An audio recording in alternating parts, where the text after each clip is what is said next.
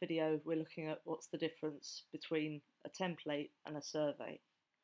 The easiest way to think of this is if you were doing a mail merge, you would have a master document which had all the structural elements in it, laid out the fields that might change. For instance, Dear Sir might change to Dear David, Dear Erica, and so on, and just laid out the overall outline of the document, but allowed you some leeway within the mail merge to customize it for different participants and different people you were wanting to be able to use this information.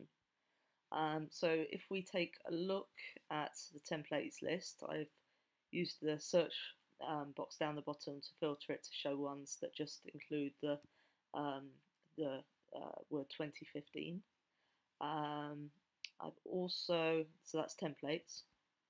I've also opened a new window that shows surveys filtered for the same thing. We generally try to keep the naming of surveys and templates relatively consistent, just to make life easier for ourselves, really. But one thing you will realise is there are more listed within surveys than there are within templates, and that's what we're going to look at now. So the one we need to look at is 2015 CR index public/private, which is third in the list. So if I click the pencil button to open up the structure of it, you'll see that it's got all the structural layout. So it's got the sections, it's got the questions, it's got the scoring, whether something is visible to participants or just for administrators to use, and it includes the conditional sections. So one of the things we do in the CR index is until somebody has answered the terms and conditions question, just here, if I open it up all the way, so until they've said yes to this question here, they don't see any of the actual survey itself, because that is hidden within a conditional question here, which says, if you look at the response terms and conditions, does it equal yes? So once they've answered yes, everything under here becomes visible, and you can see the entire structure of the survey. So if we go and look at the survey itself by contrast, and we'll go and look at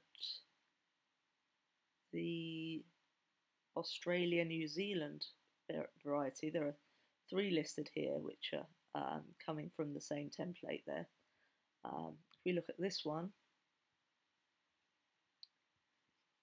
you'll see it's a lot more bare bones when you look at this. The only things you can really change are bits of text. So this allows us to customize a survey for a particular group of participants, whether that's companies that are based in a particular country or region, or companies that are all part of the same trade or the same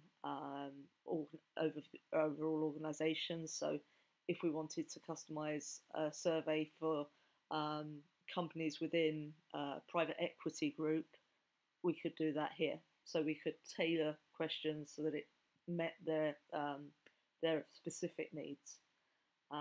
So if we have a look in here, I won't know exactly where it is, but there will be some elements that will have been changed so that they meet the requirements of legislation in that part of the world.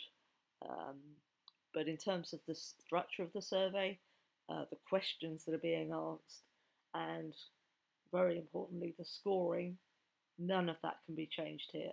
It's purely text, and we try to be very rigorous with making sure that the overall intent of the question that we may need to change for a particular group of participants stays the same.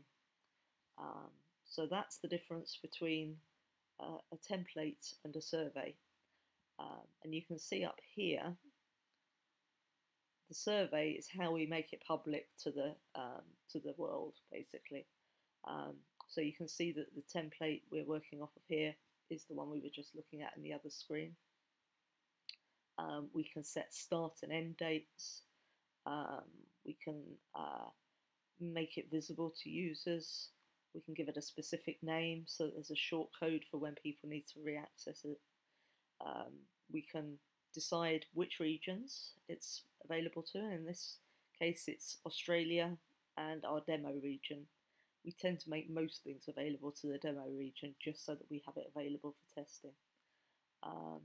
And that's it really.